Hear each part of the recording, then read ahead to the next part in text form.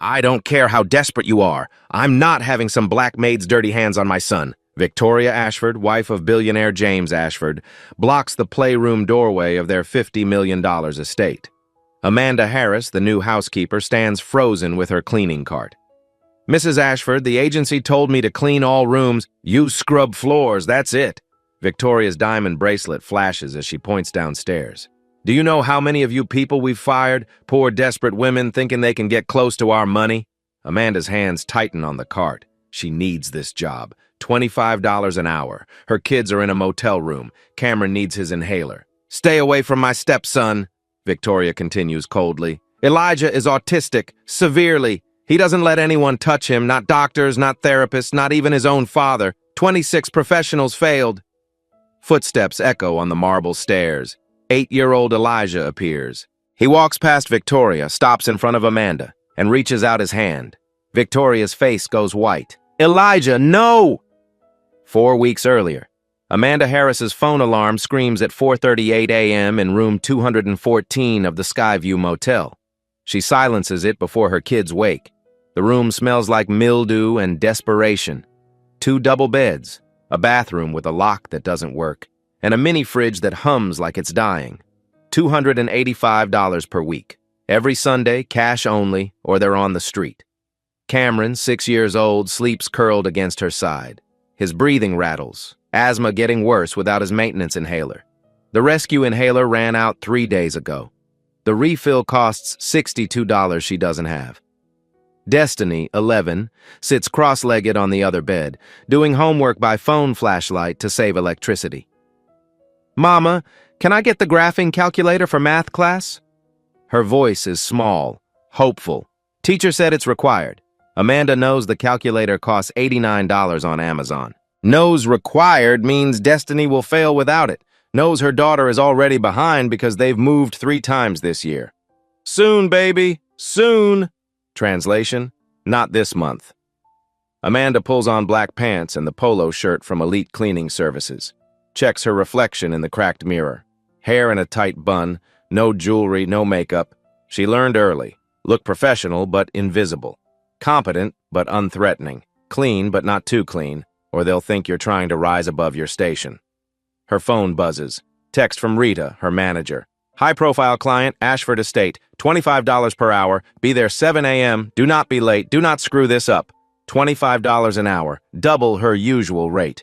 Amanda's hands shake as she opens her banking app. Balance, $73.18. She does the math.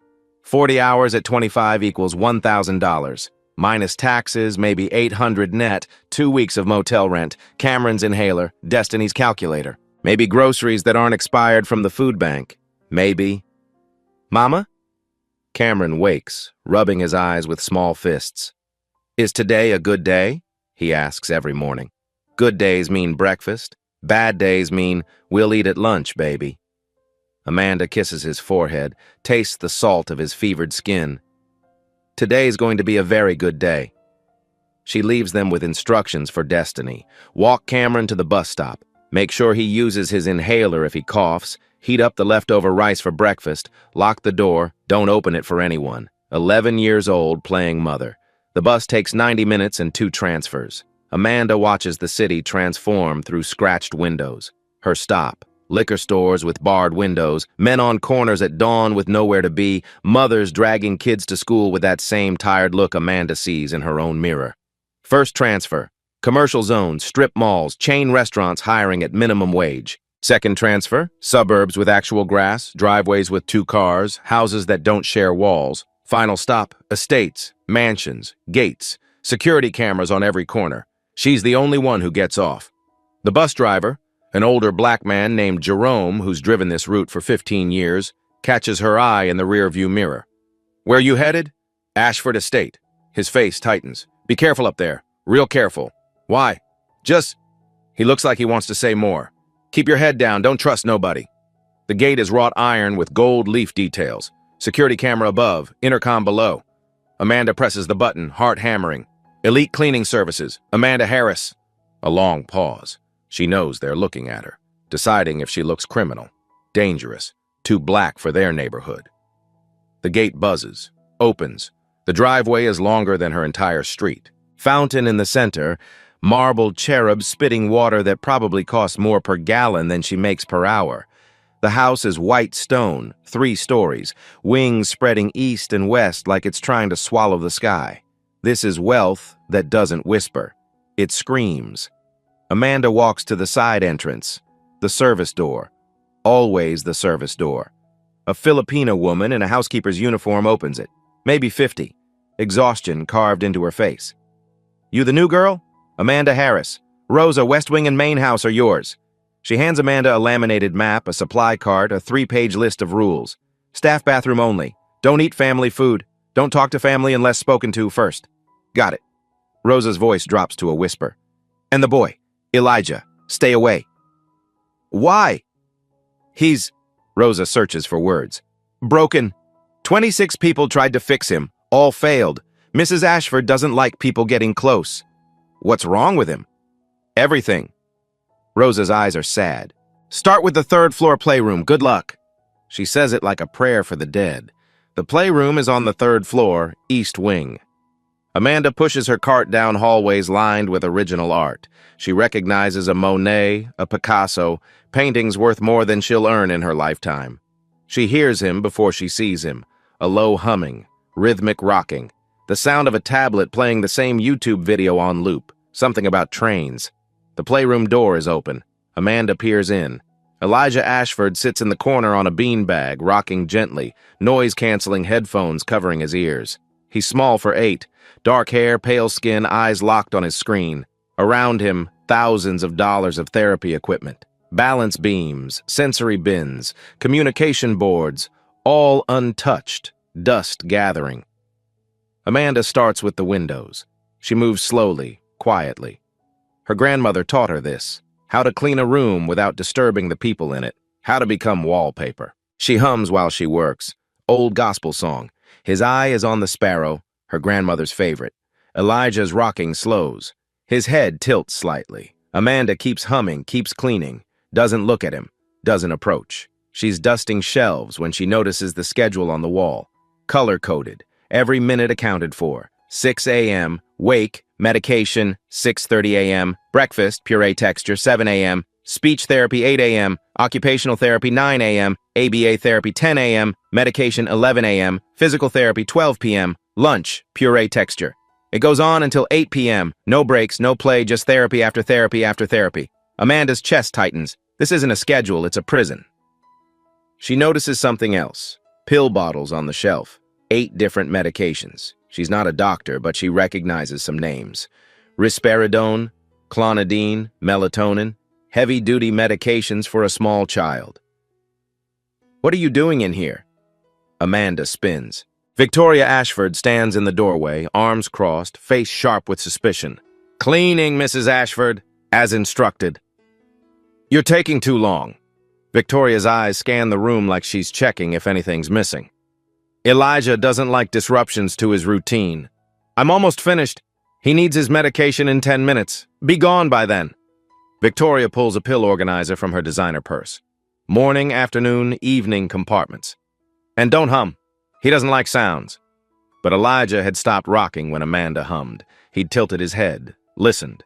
Victoria doesn't notice. She's already gone, heels clicking down the hallway.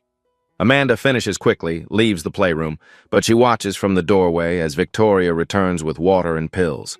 "Time for medicine, Elijah." Her voice is sugar-sweet but fake, like expired honey. Elijah doesn't respond, doesn't look up. "Elijah, now." Victoria grabs his chin, forces his mouth open, shoves pills in. He gags, tries to pull away. She holds his jaw shut until he swallows. "Good boy." She pats his head like he's a dog. Amanda's fingernails dig into her palms. Every instinct screams to intervene, but she's a black woman in a white billionaire's house. She has no power here, no voice. She moves to the next room. That afternoon, Amanda's phone rings during her lunch break. Destiny, crying. "Mama, they took Cameron." Amanda's world stops. "What?" "He had an attack at school, real bad. They called 911. He's at County Hospital." Amanda's hands shake so hard she drops her sandwich. "Is he okay?" "I don't know. They won't tell me nothing because I'm not 18. Destiny's voice breaks. Mama, I'm scared. I'm coming. Right now. Amanda finds Rosa, explains the emergency. Rosa's face softens. She has kids too. She covers for Amanda, says she had to leave early. County Hospital's ER is a war zone. Amanda waits 3 hours before a doctor finally tells her Cameron is stable. Severe asthma attack. They had to use a breathing treatment and steroids. He needs to stay overnight for observation. The bill handed to her at discharge the next morning, $3,180. Amanda stares at the number. Her entire month's rent, 3 months of food, every calculation she made evaporates. We have payment plans, the billing clerk says without looking up. Amanda signs the paperwork, adds it to the pile of medical debt she'll never escape. She takes Cameron back to the motel. He's pale, weak, wheezing with every breath. Mama, I'm sorry, he whispers. Baby, you have nothing to be sorry for. But Amanda knows she has to keep the Ashford job, no matter what it costs her dignity. Cameron's life depends on it. Amanda returns to the Ashford estate the next morning with 45 minutes of sleep and desperation clawing at her throat. Victoria is waiting in the foyer. You left early yesterday, without permission. My son had a medical emergency. I don't pay you to have emergencies. Victoria's voice could cut glass. You're on probation. One more incident and you're terminated. Amanda swallows every word she wants to say. Yes, ma'am. 3rd floor, playroom. Elijah made a mess. When Amanda enters, she finds the room destroyed. Toys thrown against walls, papers shredded, paint splattered across expensive carpet, and Elijah sitting in the corner rocking violently, hands over his ears, making a sound like wounded animal. A woman in scrubs stands helplessly nearby, his morning therapist. What happened? Amanda asks. He had a meltdown. Threw everything. I can't... The therapist looks exhausted. I can't do this anymore. I'm the 3rd therapist this month. She leaves. Amanda sets down her supplies. Doesn't approach Elijah, just starts cleaning, humming that same gospel song. Slowly, his rocking decreases. The wounded sound softens. She keeps humming, keeps cleaning, respecting his space. After 20 minutes, Elijah's hands lower from his ears. He watches her. Amanda pretends not to notice. She organizes toys back on shelves, wipes paint from walls, works quietly. Then she sees it. On his tablet screen, he's typed something in his AAC communication app. Nice song. Amanda's breath catches. She looks at him. He's staring at his screen, not at her, but his body is calmer. You like this song? She asks softly. His fingers move across the screen. Yes, grandma's song? My grandma used to sing it, in church, long time ago. Sing more. So Amanda does. She sings while she cleans. Old hymns her grandmother taught her. Amazing Grace. Wade in the water. This little light of mine. Elijah listens, rocks gently, peaceful. When Amanda finishes cleaning, she picks up her cart to leave. Stay. His tablet speaks in robotic voice. Amanda's heart clenches. I have to clean other rooms, sweetie. Come back. Tomorrow. I'll come back tomorrow. Promise? I promise. That evening, James Ashford comes home from a business trip to Singapore. He's been gone for 2 weeks. His son doesn't run to greet him, doesn't acknowledge his presence. James finds Victoria in the study drinking wine. How's Elijah? The same. Another therapist quit today. Victoria sighs dramatically. He's just so difficult. The doctors say we should consider a residential facility. Absolutely not. James, we've tried everything. 26 professionals. He's my son. He stays here. Victoria's jaw tightens. Then you deal with him. I'm tired of being attacked, screamed at, living in chaos. James climbs to the 3rd floor, finds Elijah in bed, tablet glowing in the dark. Hey, buddy, I missed you. Elijah doesn't respond, doesn't look up. James sits on the edge of the bed. I brought you something from Singapore. He pulls out a toy train, elaborate, expensive. Elijah doesn't touch it. James's chest aches. His son, his beautiful, unreachable son. I love you, Elijah, even when you can't say it back. Elijah types on his tablet. The robotic voice speaks. New lady, sings nice. James blinks. What lady? Cleaning lady, sings grandma's songs, comes back tomorrow. It's the most Elijah has communicated in months. James's throat tightens. That's good, buddy. That's really good. He leaves the room and immediately finds Victoria. Who's the new cleaning woman? Amanda something, why? Elijah mentioned her, said she sings. Victoria's face hardens. I'll speak to her about making noise. No. James's voice is firm. Don't. If Elijah responded to her, let her be. Over the next 3 weeks, something impossible happens.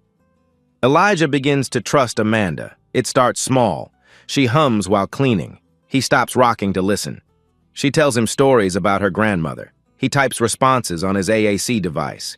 She brings him pictures of her kids, Destiny and Cameron.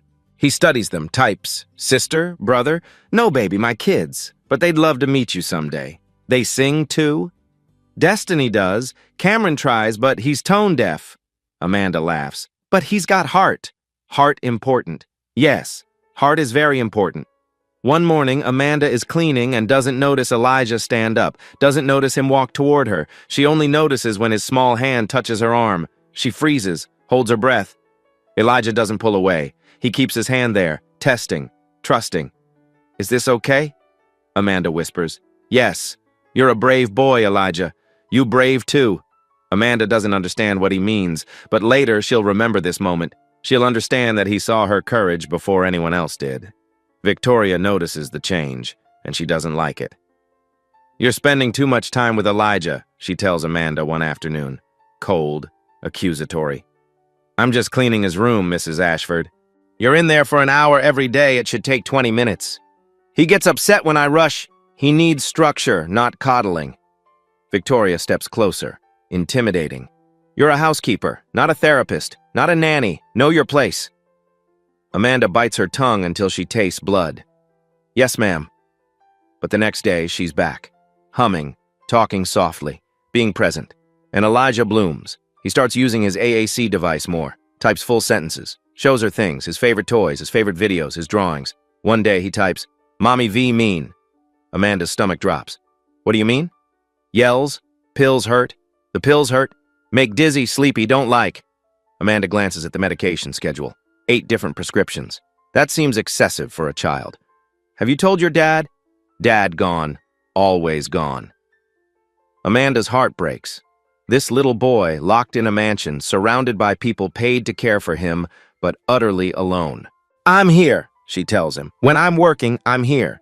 Every day I can be. He reaches for her hand. She takes it gently. And for the first time in 3 years, Elijah Ashford holds someone's hand without screaming. James notices the change immediately when he returns from another business trip.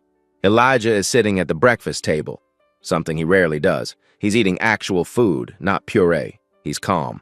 Good morning, buddy. Elijah looks up, makes eye contact, types on his device. Good morning, Dad. James nearly drops his coffee. You said good morning. Amanda teaches manners important. Amanda? Cleaning lady, friend. James finds Amanda in the hallway, organizing her cart. Excuse me, Amanda?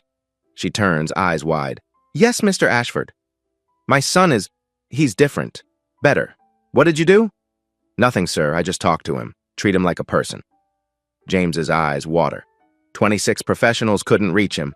You're a housekeeper. He stops himself. I'm sorry, that came out wrong. I have a degree in early childhood education, Amanda says quietly. I couldn't finish my master's because of money, but I know child development. I know communication. James stares at her. Really sees her for the first time. Not just a housekeeper, a person. An educated, capable person who's been invisible in his house. I want to hire you, not as a housekeeper, as Elijah's personal care assistant. Amanda's heart stops. Sir? $35 an hour, full benefits, health care for you and your children. James runs a hand through his hair. You're the first person who's connected with him. I can't lose that. $35 an hour, health care, Cameron's inhaler covered, Destiny's calculator, maybe even an apartment. Yes, Mr. Ashford. Start tomorrow. Victoria is furious when she finds out. You hired the maid as Elijah's caregiver without consulting me? She's the only one he responds to, James says firmly. This is my decision. She has no credentials. She has a degree in early childhood education. From where? Some community college? Victoria's voice drips contempt. James, you're being manipulated.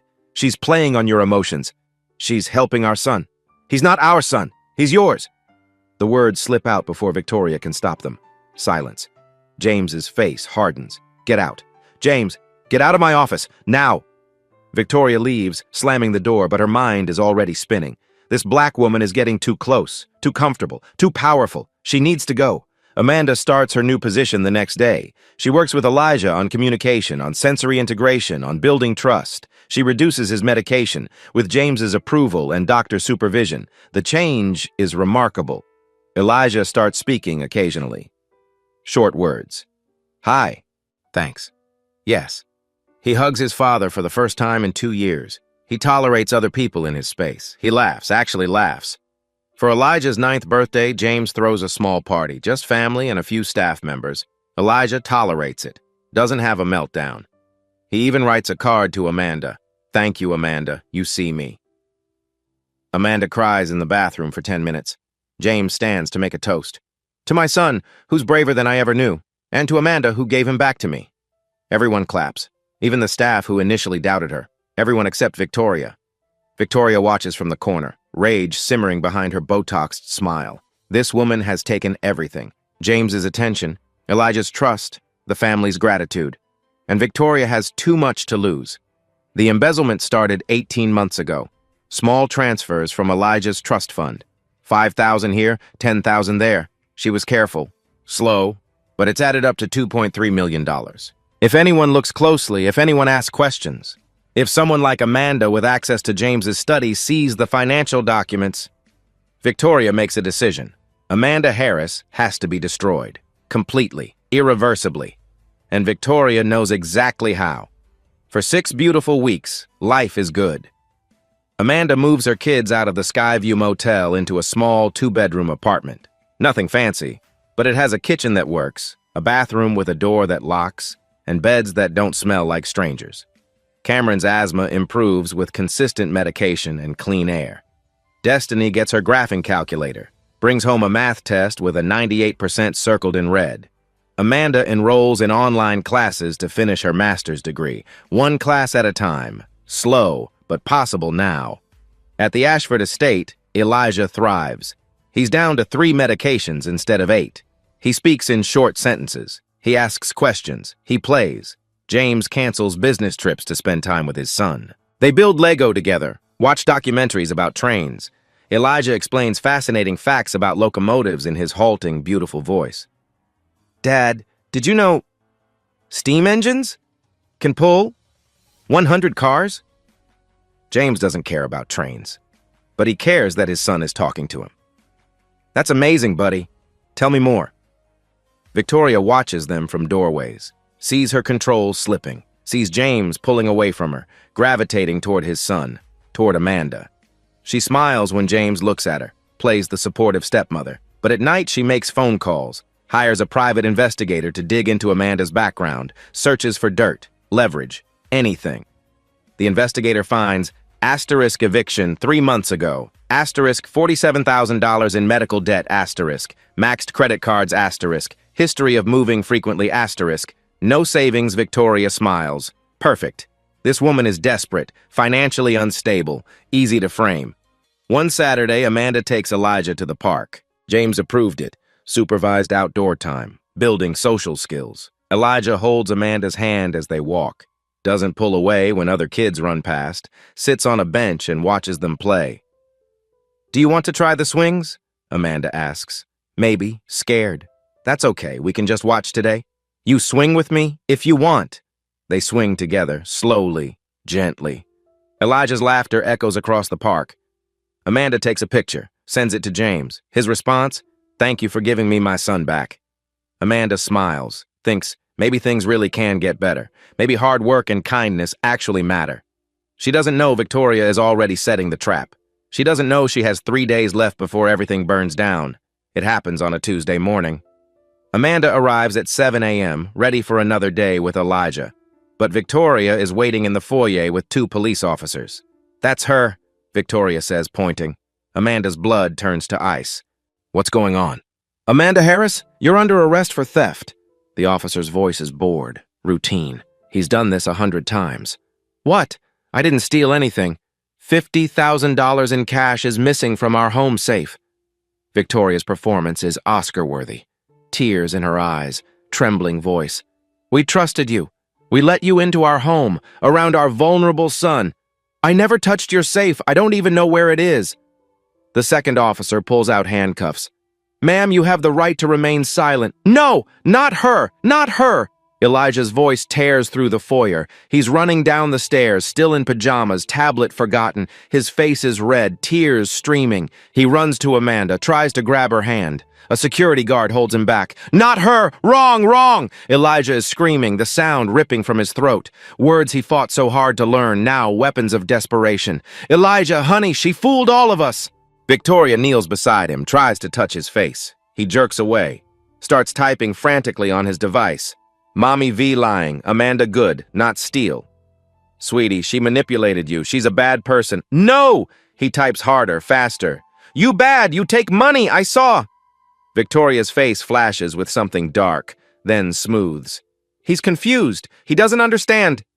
The officers push Amanda toward the door. Her hands are cuffed behind her back. She tries to look back at Elijah. It's okay, baby. It's going to be okay. But it's not okay. As they push her into the police car, Amanda hears Elijah's meltdown escalate, screaming, the sound of something breaking, staff yelling, and Victoria's voice cold and satisfied. Call Dr. Morrison. Tell her we need emergency sedation. The police station is fluorescent lights and linoleum and casual cruelty. They book her. Fingerprints, mugshot, strip search. Do you have a lawyer? The booking officer asks. No. Income? I was making $35 an hour. Not anymore. He almost smiles. Public defender will contact you. They put her in a holding cell with 3 other women. One is withdrawing from heroin. Another is asleep on the concrete bench. The third is a sex worker who's been arrested 6 times this month. What you in for? The sex worker asks. Theft, $50,000? Damn. Did you do it? No. They never do, honey. She laughs bitterly. They never do. Amanda's bail hearing is the next morning. The public defender is late, harried, juggling 6 cases. Her name is Linda Patterson. She's 42 and looks 60. Amanda Harris? She doesn't even sit down. They're offering a plea. Plead guilty to petty theft, reduced sentence, 18 months. I'm innocent. The evidence is strong. They found cash in your car. Security footage shows you near the study. I was cleaning the study. That's my job. And I never touched that money. Look, Linda sighs. You're a black woman accused of stealing from a white billionaire. The jury will not be sympathetic. Take the plea. I have 2 kids. Who will go into the system while you serve 18 months, or you fight this, lose, and serve 5 to 10 years? You choose. Amanda's hands shake. I need time to think. You have until tomorrow. Bail is set at $50,000. Amanda has $1,200 in her bank account. She calls her sister, begging for help. Her sister has 3 kids of her own, barely scraping by. She can't. Amanda spends another night in jail. The media gets the story. Local news eats it up. Housekeeper accused of stealing from prominent tech billionaire family. The comments online are vicious. She probably thought she deserved it. Typical. They hire these people, and this is what happens. Feel bad for that autistic kid. She was probably abusing him, too. Amanda's face is plastered everywhere. Her kids see it. Destiny calls, crying. Mama, everyone at school is talking about it. They're saying you're a thief. Baby, I didn't do it. I promise. I know you didn't. Destiny's voice breaks. But how do we prove it? Amanda doesn't have an answer. James Ashford is traveling when the arrest happens. He's in Tokyo for a tech conference. By the time he lands and checks his phone, it's been 36 hours, 53 missed calls, hundreds of texts. He calls Victoria immediately. What the hell happened? Victoria's voice is shaky, perfect. James, I'm so sorry. Amanda stole from us. $50,000 from the safe in your study. The police found it in her car. That's impossible. Amanda wouldn't... I know it's hard to believe. She fooled all of us. Victoria pauses. Especially Elijah. He's devastated. He won't eat, won't sleep. He thinks she's innocent. Maybe she is. Silence. James, they found the money in her car. Then someone put it there. Who would do that? James doesn't answer. But something feels wrong. Very wrong. I'm coming home. Tonight. Don't make any decisions until I get there. He hangs up. Books the next flight. 12 hours from Tokyo to San Francisco. Meanwhile, Elijah has regressed completely. Won't speak, Won't use his AAC device. Rocks in the corner, hands over his ears, making that wounded animal sound again. Victoria increases his medication without James's approval. It's for his own good, she tells the doctor over the phone. He's a danger to himself. In jail, Amanda makes a decision. She's not taking the plea. She's innocent. Her kids deserve a mother who fights, even if the system is rigged against her, even if she loses everything. She calls Linda Patterson. I'm going to trial. Linda is silent for a long moment, then, okay, we'll need evidence, witnesses, something to counter their narrative. I have a journal. I documented everything about Elijah's care, dates, times. Medication changes? Progress notes. Where is it? In my apartment. My daughter can get it. Good, what else? Amanda thinks about Elijah, typing frantically. Mommy V lying, I saw. Elijah knows something, he saw something. He's 8 and autistic. They'll argue he's not a credible witness. He's more credible than any of us, Amanda says quietly. He doesn't lie, can't lie. That's not how his brain works. Linda pauses. You really love that kid, don't you? He's the bravest person I know. Okay, let me see what I can do. Help comes from unexpected places. First, Dr. Sarah Morrison, Elijah's speech therapist. She shows up at Linda Patterson's office unannounced. I want to testify for Amanda.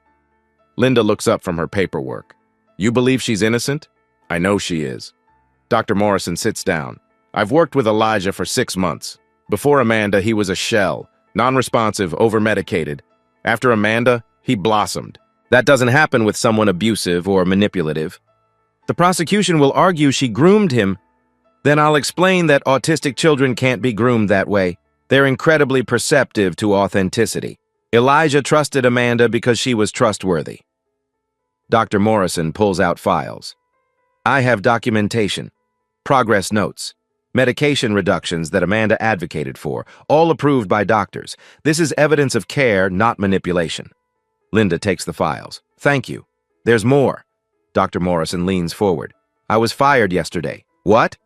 Victoria Ashford called the therapy agency, said my services were no longer needed, but she gave a reason. I was too sympathetic to the defendant. Dr. Morrison's jaw tightens. She's cleaning house, getting rid of anyone who might support Amanda. Linda makes notes. Do you think Victoria framed her? I think Victoria is scared of losing control, and Amanda was becoming too important. Second, Brandon Wilson, one of the estate's security staff. He contacts Linda through an encrypted email. I have footage. Not from that morning, Victoria deleted that, but from 3 nights before. Linda meets him in a coffee shop 2 towns over. He's nervous, keeps checking the door. I could lose my job for this. I'll protect your identity as long as possible. Brandon slides a USB drive across the table. This is from my personal phone. I was doing a perimeter check around 2 a.m.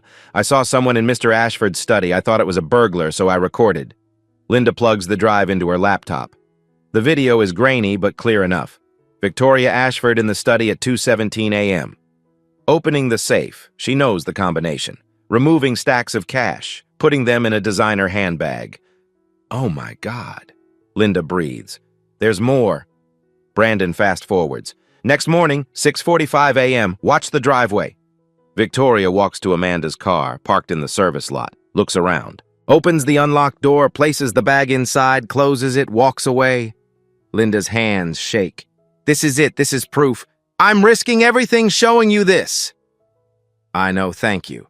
Brandon stands to leave, then stops. That little boy, Elijah, he's a good kid, deserves better than her. Third, Daniel Cooper, James Ashford's executive assistant. He's worked for James for 8 years, knows the family's finances inside and out. He calls Linda directly. I need to speak with you about the Ashford Trust Fund. They meet at Linda's office. Daniel brings a briefcase full of documents.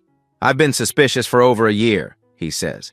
Money disappearing. Victoria handles Elijah's trust as co-trustee. Small amounts at first, then bigger. I couldn't prove anything. She's careful. But then this arrest happened, and I knew. He spreads documents across Linda's desk. Shell companies, fake therapy invoices, medical expense reimbursements for services never rendered. Over 2 years, $2.3 million has been transferred out of Elijah's trust. Linda stares at the paper trail. Does James know? No, he's been traveling constantly. Victoria handles the trust administration. I've tried to tell him, but she intercepts. Controls his schedule, his phone calls, his information. Why are you telling me now? Daniel's face hardens. Because she framed an innocent woman to cover her tracks. Because that little boy is being drugged into compliance. Because enough is enough. I'll need you to testify. I'll do whatever it takes. Finally, Elijah himself. Linda meets with James and a child psychologist to discuss Elijah testifying. James has returned from Tokyo, reviewed the evidence, and is horrified. Can he testify? James asks. Will the court allow it? The psychologist, Dr. Rachel Brennan, nods. With accommodations, dim lights, his AAC device, breaks as needed. Autistic children can be excellent witnesses. They're often more truthful than neurotypical ones. What did he see? Linda asks James. He saw Victoria take the money. He was watching from the stairs. She didn't see him. He's good at being invisible when he wants to be. Will he testify? James looks at Linda. He said yes, for Amanda, because she taught me brave. Linda's throat tightens. Then we have a case. The trial is set for 3 weeks later. The courtroom is packed. Media everywhere. This is the story. Poor black woman versus billionaire family, race, class, autism, betrayal. Perfect clickbait. Amanda sits at the defense table in clothes donated by a church charity. She looks small, scared. But her back is straight. Victoria sits in the gallery. Designer suit, perfect makeup, the grieving stepmother, the victim. James sits opposite side. He won't even look at his wife. The prosecution goes first. Their case is simple. Motive, opportunity, evidence. Amanda Harris was in financial distress, evicted, drowning in medical debt. She had access to the Ashford home. Security footage places her near the study on the day in question. The money was found in her vehicle. The prosecutor, a sharp woman named Catherine Reed, pauses for effect. She betrayed the family who trusted her, exploited a vulnerable child to gain access, and when she stole $50,000, she thought she'd get away with it. The jury, mostly white, mostly middle-aged, nods along. Catherine calls her witnesses. The police who found the money. The security guard who saw Amanda acting suspiciously. The forensic accountant who testifies about Amanda's debt. It looks bad, really bad. Then Linda Patterson stands for the defense. Ladies and gentlemen, this case is not what it seems. Amanda Harris is innocent, and I'm going to prove that Victoria Ashford framed her to cover up embezzlement. Gasps ripple through the courtroom. Victoria's face goes white. Catherine objects. Your Honor, this is a baseless accusation. I have evidence, Linda says calmly. Video evidence, financial evidence, and witness testimony. The judge, an older black woman named Judge Sandra Hayes, leans forward. Proceed. Linda calls Brandon Wilson first. He testifies about the video footage. The screen in the courtroom shows Victoria opening the safe, removing cash, planting it in Amanda's car. The jury watches in silence. Catherine cross-examines. You filmed your employer without consent? Isn't that illegal? I filmed what I thought was a burglary. Turns out I was right. The courtroom murmurs. Judge Hayes bangs her gavel. Next, Daniel Cooper. He presents the financial documents, the shell companies, the fake invoices, the missing $2.3 million. Victoria Ashford has been systematically stealing from her stepson's trust fund for 2 years. Catherine tries to discredit him. You're a disgruntled employee.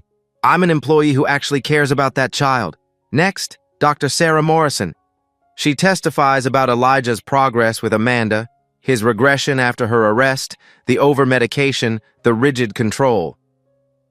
Amanda Harris didn't exploit Elijah. She freed him. The jury is wavering. You can see it in their faces. Then Linda says, Your Honor, I'd like to call Elijah Ashford to testify. The courtroom erupts. Catherine objects. He's 8 years old and autistic. He can't possibly be a reliable witness. Judge Hayes silences everyone. We'll take a recess while I consider this. During the recess, James brings Elijah to the courthouse. Elijah wears noise-canceling headphones, carries his AAC device, holds his father's hand. Reporters shout questions. Cameras flash. Elijah closes his eyes but keeps walking. In the private room, Linda kneels to his level. Elijah, you don't have to do this if you're scared. He types, not scared. Amanda taught brave. The prosecutor will ask you hard questions, try to confuse you. I tell truth, truth easy.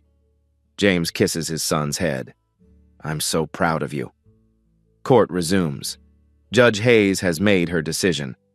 I'll allow the witness to testify with accommodations. Dim the lights. The child may use his communication device. Breaks as needed. Any attorney who attempts to intimidate or confuse this witness will be held in contempt. They bring Elijah to the stand. The bailiff starts to swear him in with the Bible. Elijah types, "No Bible, I don't lie, don't need Bible." Judge Hayes smiles softly. The court accepts your word. Linda approaches gently. "Elijah, can you tell us your name?" He speaks aloud, voice quiet but clear. "Elijah Ashford." "Do you know why you're here?" "Help Amanda, she innocent." "How do you know she's innocent?" "She didn't take money. Mommy V took money." The jury leans forward. "Tell us what you saw." Elijah types carefully, his words appearing on the screen for everyone to read. "Nighttime, couldn't sleep, went to stairs, saw Mommy V in Dad's study. She opened safe, took money, put in bag." "What did she do with the bag?" "Next morning, I watched from window. She went to Amanda car, put bag inside." "How do you know it was Amanda's car?" "Purple Tree air freshener. Amanda daughter made it, says Destiny." The courtroom goes silent. That detail wasn't in any police report, wasn't in any evidence file. The only way Elijah could know about that air freshener is if he actually saw Victoria plant the money. Catherine stands for cross-examination. She's gentler now. Judge Hayes' warning was clear. "Elijah, you love Amanda, don't you?" "Yes." "And you want to help her?" "Yes." "So maybe you're remembering wrong? Maybe you saw something else, and your brain—" "My brain different, not wrong." Elijah's fingers move quickly. "I see things. I remember things. Better than you." Several jurors smile. Catherine tries another angle. "Your stepmother says you were confused. Mommy V lies, always lies, gives me too much medicine, makes me sleepy so I don't talk." Objection. Catherine looks desperate. Sustained. But Judge Hayes looks troubled. Linda has one more question. "Elijah, why is it important to you that Amanda is free?"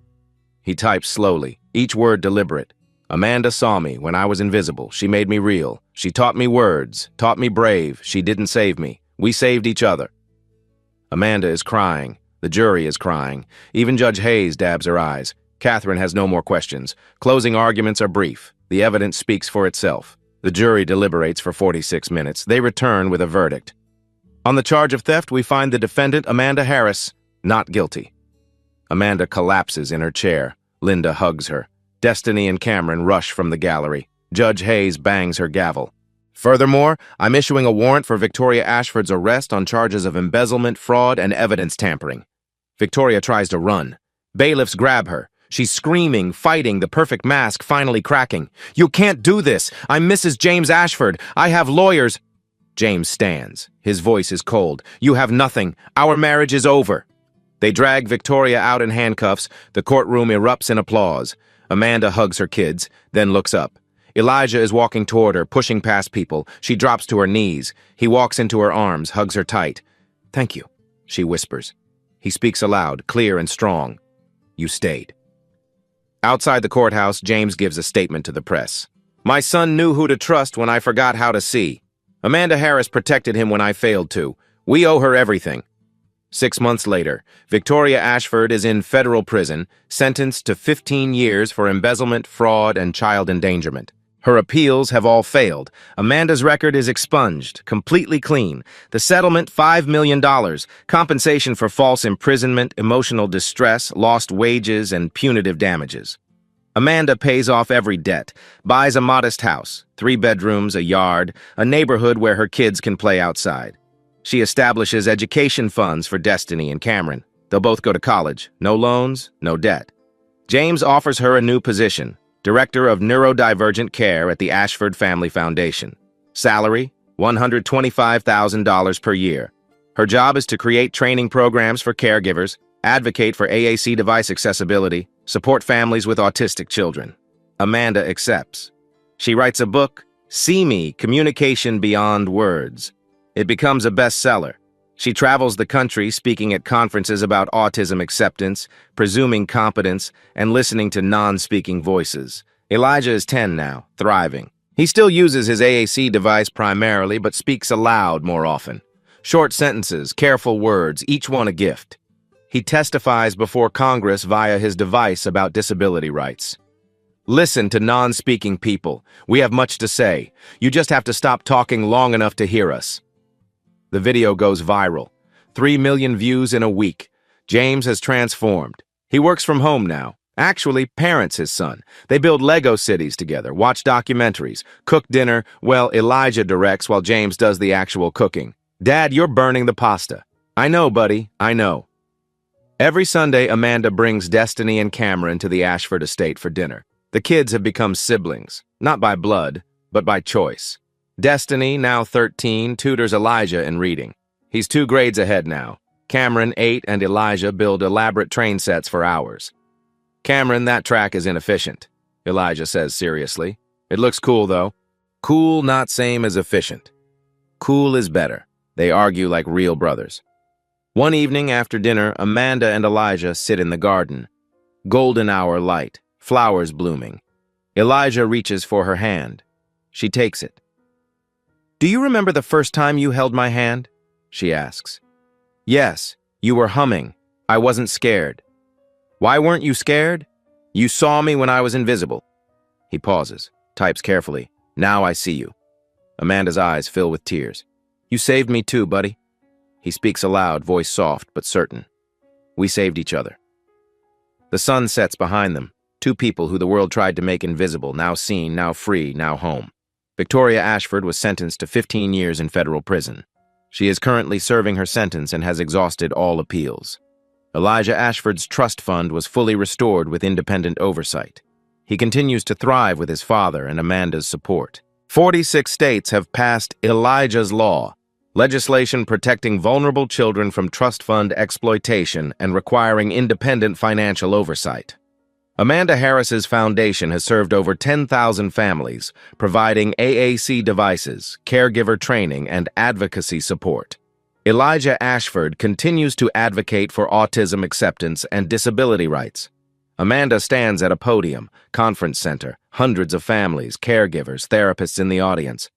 People ask me how I reached Elijah when trained professionals couldn't. Her voice is strong, confident. I didn't reach him, I just listened. Because every person, no matter how they communicate, deserves to be heard. And every connection, no matter how unlikely, deserves to be honored. If this story moved you, hit that like button and subscribe for more incredible true stories about courage, justice, and the power of seeing people for who they truly are. Drop a comment below. Who in your life has truly seen you? Let's celebrate them together. New videos every week. Don't miss the next one.